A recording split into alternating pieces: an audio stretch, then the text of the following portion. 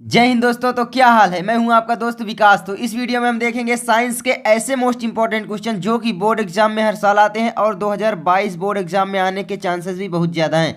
तो इनको आप प्लीज़ तैयार जरूर कर लेना। तो मैं मोबाइल फोकस कर लेता हूँ।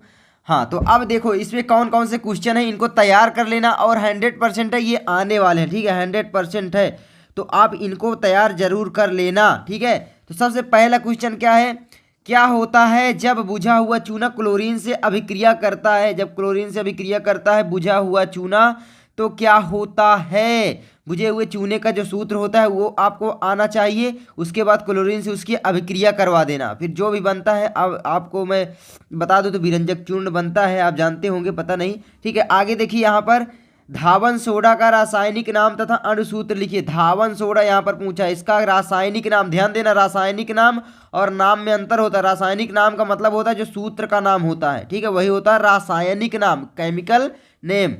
अब रासायनिक नाम जैसे धावन सोडा, क्या होता है धोने वाले सोडे का, तो Na2, ठीक है, CO3 सोडियम कार्बोनेट। ठीक है, तो ये हो जाता है Na2CO3, ये होता है धावन सोडा का रासायनिक नाम। और अणुसूत्र लिखिए, अणुसूत्र इसके आगे भी लगता है। ठीक है, तो आप तैयार कर लेना। आगे है सोडियम बाइकार्बोनेट के कोई दो उपयोग लिखिए। सोडियम बाइकार्बोनेट, ठीक है, यानी खाने वाला जो सोडा होता है, सोडियम बाइकार्बोनेट को का रासायनिक नाम क्या होता है, यानी AHCO3। इसका मतलब क्या होता है, सोडियम हाइड्रोजन कार्बोनेट बोल सकते हैं या सोडियम बाइकार्बोनेट भी बोला जाता है। ठीक है, कैसे बनता है, तो Na में जो आवेश पाया जाता है +1 और HCO3 में जो पाया जाता है वो -1।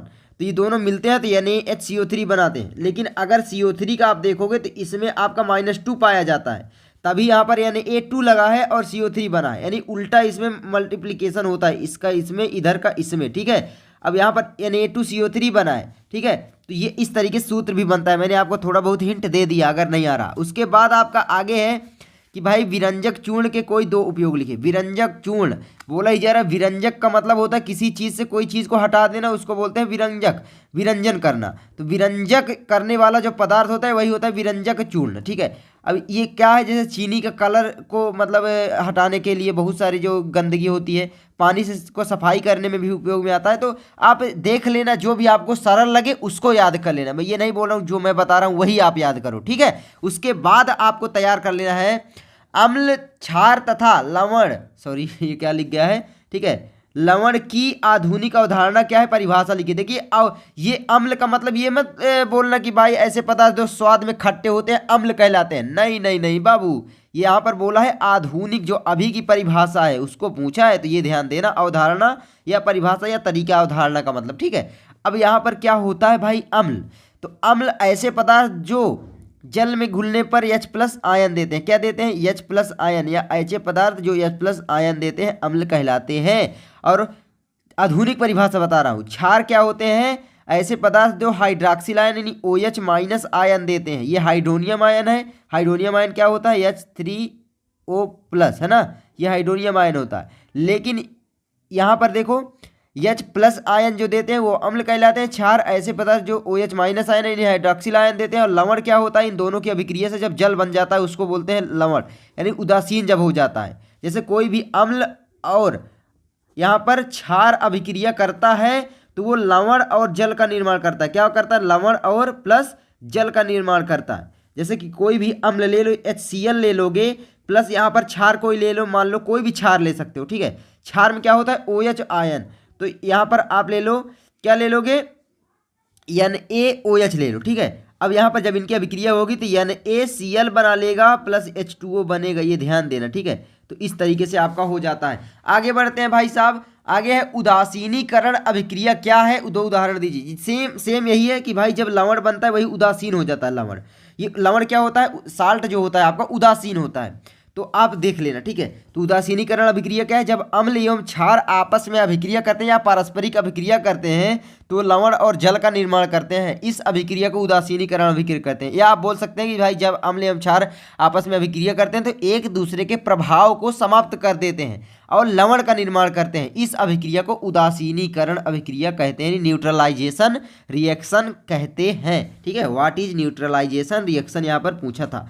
आगे देखिए, और दो उदाहरण भी आपको लिखना है, तो आप उदाहरण क्या क्या लिख सकते हो, कोई भी एसिड ले लो, HCl ले लो, उसकी अभिक्रिया यानी AOH से करा दो, या HCl ले लो और उसकी अभिक्रिया KOH से करा सकते हो, या आप ले सकते हो कोई भी H2SO4 ले लो और इसकी अभिक्रिया NaCl से करा दो। ठीक है, इस तरीके से कई सारे उदाहरण आप लिख सकते हो। तो आगे देखो, आगे हमारा कॉपर के दो प्रमुख अयस्कों के नाम लिखिए, तो इसको आप कमेंट कर देना। ठीक है, कमेंट कर देना, मैं एक भी इसको नहीं बताऊंगा।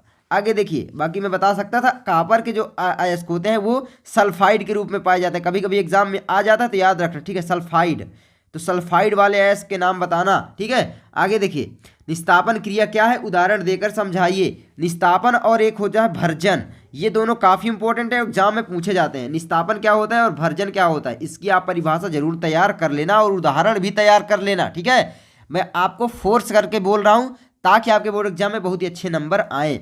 अब बाकी अगर आप तैयार कर लेते हो तो काफ़ी अच्छी बात है, और नहीं करते तो मेरा क्या जाता, इसमें तेरा घाटा, मेरा कुछ नहीं जाता। ठीक है, क्वेश्चन तैयार कर लेता तो फिर ना पछताता। आगे देखिए, 9वां क्वेश्चन है, अयस्क एवं खनिज में अंतर लिखिए, तो इसको भी आप तैयार कर लेना। अयस्क और खनिज में क्या अंतर होता है, आ सकता है एग्जाम में क्वेश्चन। आगे भर्जन क्रिया को उदाहरण देकर समझाइए, सेम यही भर्जन और निस्तापन मैंने आपको बताया। आगे देखिए, धातुओं की सक्रियता श्रेणी, विद्युत रासायनिक श्रेणी क्या है, सबसे अधिक एवं सबसे कम क्रियाशील धातु का नाम लिखिए। देखिए, अगर आप सक्रियता श्रेणी तैयार कर लेते हैं तो सबसे पहली बात, आपके एक नहीं क्वेश्चन तैयार होते बल्कि आपके 100 क्वेश्चन तैयार हो जाते हैं। कैसे, जो भी रिएक्शन होती है सक्रियता श्रेणी के माध्यम से ही करवाई जाती है। आप बेसिक तैयार करो पहले, जैसे कि आपकी सक्रियता श्रेणी जो होती है वो क्या होती है, ऐसी श्रेणी जिनमें धातुओं को उनके क्रियाशीलता के आधार पर क्या किया गया है कि भाई क्रियाशीलता के आधार पर व्यवस्थित किया गया है, उस श्रेणी को कहते हैं, या उस सीरीज को कहते हैं सक्रियता श्रेणी या विद्युत रासायनिक श्रेणी। विद्युत रासायनिक का मतलब क्या है, विद्युत रासायनिक। ठीक है, जैसे कि जो पदार्थ H+ आयन कैसे देते हैं, ज़्यादा मात्रा में देते हैं या कम देते हैं, यानी जल्दी से कौन से धातु हैं जो कि जल्दी से इलेक्ट्रॉनों का त्याग कर देती हैं, जैसे सोडियम हो गया, सबसे पहले पोटेशियम होता है, उसके बाद सोडियम, फिर कैल्शियम भी जल्दी त्याग कर देता है। तो कौन कौन सी धातुएं ऐसी हैं जो कि अपने परमाणु से इलेक्ट्रॉन का त्याग जल्दी से करती हैं, वो ज़्यादा क्रियाशील होती हैं। ठीक है, मतलब जल्दी से त्याग करेंगी तो मतलब ज़्यादा क्रियाशील होंगी। तो आप देख लेना, मैं बताने यहाँ पर नहीं आया, बाकी तैयार कर लेना। मैं आपको सक्रियता श्रेणी बता दे रहा हूँ। सबसे क्रियाशील धातु पोटेशियम होती है, फिर सोडियम, फिर calcium, magnesium, aluminium, potassium, sodium, calcium, magnesium, aluminium, zinc, और फिर आयरन, लेड।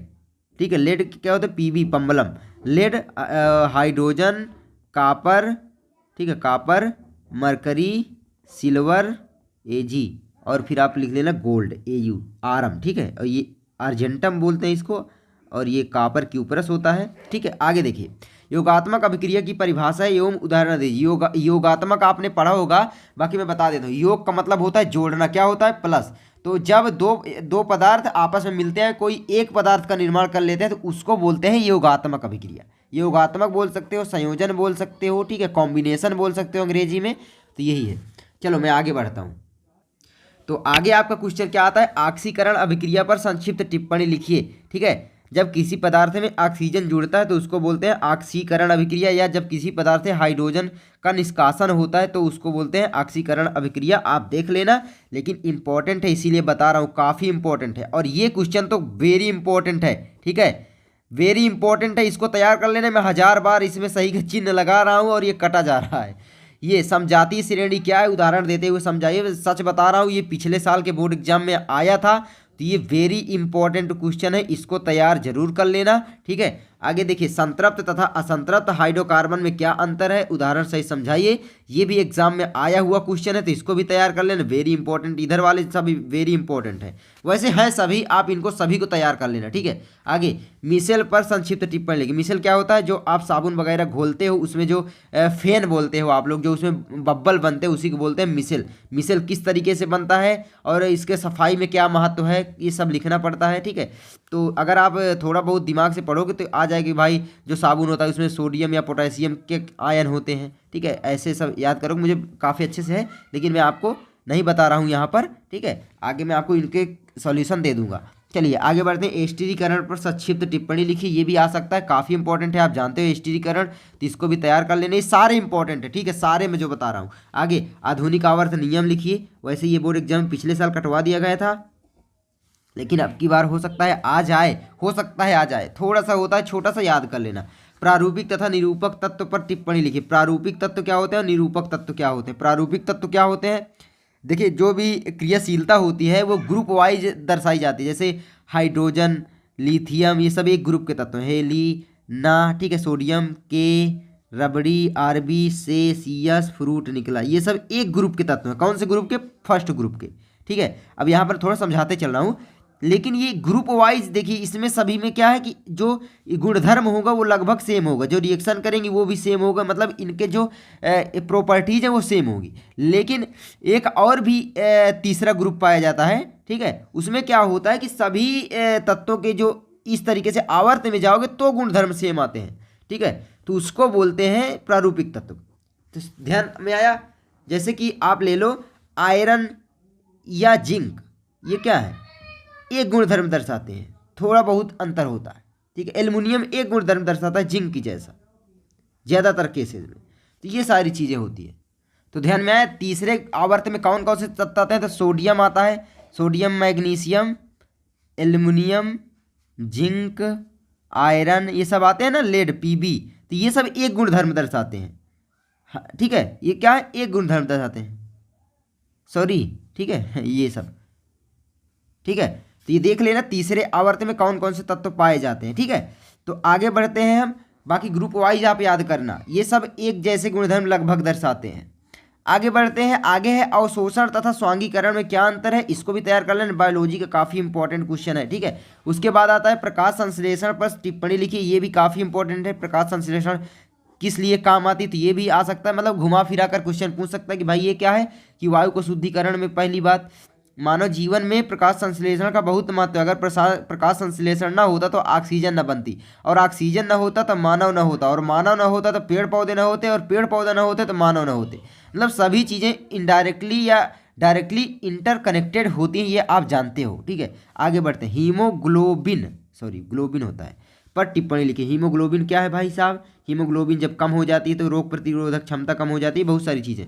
आगे देखिए, तो इसको तैयार कर लेना। वायवीय तथा अवायवीय श्वसन में क्या अंतर है, वायु का मतलब जो श्वसन वायु की उपस्थिति में होता है, अवायवीय का मतलब होता है ऐसा श्वसन जो कि वायु की उपस्थिति में नहीं होता, उसे बोलते हैं अवायवीय श्वसन, ठीक है। तो आप इसको तैयार कर लेना, काफ़ी इंपॉर्टेंट है। आगे देखिए, श्वसन तथा दहन में अंतर, ये भी इंपॉर्टेंट है, तो इसको तैयार कर लेना। उसके बाद आता है हमारा रुधिर और लसिका में क्या अंतर है, ये एग्जाम में क्वेश्चन पूछा गया था। धमनी और शिरा में अंतर लिखिए, अंतर वाले क्वेश्चन है सभी, ठीक है। आगे प्रतिवर्ती क्रिया तथा टहलने में क्या अंतर है, ये क्वेश्चन तो भाई बोर्ड एग्जाम 2019 में आया ही था एनसीईआरटी से, तो ये तो आप देख लेना, जब मैं पढ़ रहा था तब आया था, और मैंने काफ़ी अच्छे से इसको नहीं किया था मैं सच बताऊं तो मुझे काफ़ी अच्छे से विज्ञान आती थी, लेकिन मैं मतलब एक गलती किया था, मैं आज आपको बता दे रहा हूँ बीच में, कि भाई साहब मैंने एग्जाम में सारी कॉपी को ब्लैक मतलब पूरा ऐसे ऐसे ऐसे ऐसे काट डाला था। अब आप सोचेंगे भैया ऐसा क्यों किया, तो बस वही जोश था भाई कि टॉप करेंगे। अब टॉप करने के लिए एक साल में पढ़ाई हो नहीं पा रही थी, तो हमने सोचा एक साल फेल हो जाते हैं और उसके बाद अगले साल टॉप करेंगे भाई साहब यूपी में, पूरे यूपी में। लेकिन हमारे जो सोच थी उसमें पानी फिर गया। कैसे फिर गया कि भाई हमें पास कर दिया गया हम मैथ में भी ऐसे किए थे, साइंस में, क्योंकि एक सब्जेक्ट में अगर फेल रहते हैं तो पास माना जाता है, इसलिए हमने 2-3 सब्जेक्ट में ऐसा ही किया था। लेकिन फिर भी पता नहीं यूपी बोर्ड वाले हैं भाई साहब पास कर दिए, ठीक है। अब आप बोलोगे भैया आपके पास क्या प्रूफ है, तो प्रूफ मेरे पास ऐसा तो कुछ है नहीं कि कैमरा चालू था या कुछ, है ना। बाकी मैं हूँ प्रूफ बता रहा हूँ, आप मेरे विश्वास कर सकते हो, या आप कुछ भी मुझे अगर आप बोलोगे मैं वो करने को तैयार हूँ अगर झूठ नहीं बोल रहा हूँ, ठीक है। आगे देखिए, पादप हार्मोन पर टिप्पणी लिखिए। आप ऐसा मत करना, ठीक है तो पादप हार्मोन पर आपको टिप्पणी लिखना है, तो ये भी काफ़ी इंपॉर्टेंट। पादप मतलब पादप हार्मोन क्या होते हैं, जो कि शरीर या किसी भी चीज़ की क्रियाविधि को नियंत्रित करते हैं, भाई वही कहलाते हैं हार्मोन। जैसे हमारे साइकिल के हार्मोन क्या हो सकती हैं, जो साइकिल हमारी चलती है उसके हार्मोन क्या क्या है, आपकी हैंडल हो गई एक हार्मोन, उसके बाद पैडल हो गई, उसका जो कुत्ता होता है चैन हो गई, उसका फिर रिम भी हो गया, वही हार्मोन है, क्योंकि वो ना होगा तो ना चलेगा। टायर भी हार्मोन है। मतलब विभिन्न क्रियाविधियों को नियंत्रित करने वाले जो कारक होते हैं वही होते हैं हार्मोन। अब यहाँ पर बोल रहा है पादप मतलब पौधे में पाए जाने वाले हार्मोन। अब पौधे में भी कई प्रकार के हार्मोन होते हैं, जैसे कोई लंबाई को बढ़ाता है, कोई लंबाई को छोटा करता है, कोई पौधे की मोटाई को बढ़ाता है, कोई पत्तियों को उगाने में मदद करता है, कोई फल को पकाने में मदद करता है, कोई फल को उगाने में। तो वो हार्मोन जितने हैं आपको पढ़ लेने एक दो बार तो आराम से याद हो जाएंगे, बस आपको समझ समझ कर तैयार करना है। चलो मैं आगे बढ़ता हूँ। तो भाई साहब आगे अब कुछ नहीं है, मैंने फिजिक्स के अभी क्वेश्चन आपको नहीं बताए, तो आप इनको प्लीज़ तैयार कर लेना, ठीक है। आपका विकास भाई आपसे रिक्वेस्ट करता है, आपके लिए ही कर रहा है, ठीक है। और एक बात, इस वीडियो का लाइक एम हम कम से कम रखते हैं 1000 लाइक एम, तो करवा देना अगर हो सके, वरना मुझे नहीं लगता कि करवा पाओगे, क्योंकि कभी नहीं करवा पाते। तो 1000 लाइक एम रखता हूँ। चैनल पर नए हो तो सब्सक्राइब कर लेना और बेल घंटी को दबा लेना, ताकि आप हमारी वीडियो का अपडेट बिल्कुल भी मिस ना कर पाओ और आप जल्दी से हमारी वीडियोस देखते रहो और इसी तरीके से अपनी तैयारी बेहतर करते रहो। मैं मिलता हूँ आपसे अगली वीडियो में। जिस टॉपिक पर आपको वीडियो चाहिए कमेंट कर दिया करो, आपका विकास भैया हाजिर रहेगा लेकर, ठीक है। तो मिलता हूँ भाई साहब अगली वीडियो में। लाइक जरूर कर देना, और हाँ कमेंट नहीं बताया तो कमेंट कम से कम आप इसमें 200 कमेंट कर देना, ठीक है। ज़्यादा नहीं बोलूँगा, 200 कमेंट कर देना। जो भी वीडियो आप देख रहे हो कमेंट करके जरूर जाना, हो जाएंगे, ठीक है। कमेंट कुछ भी आप लिख सकते हो कि भाई ये क्वेश्चन बताओ या कुछ भी पूछ सकते हो, तो कमेंट जरूर करना। और हाँ डिस्क्रिप्शन में कुछ इंपॉर्टेंट लिंक है, उनको जरूर चेक करना, ठीक है। मैं मिलता हूँ आपसे अगली वीडियो में। जय हिंद।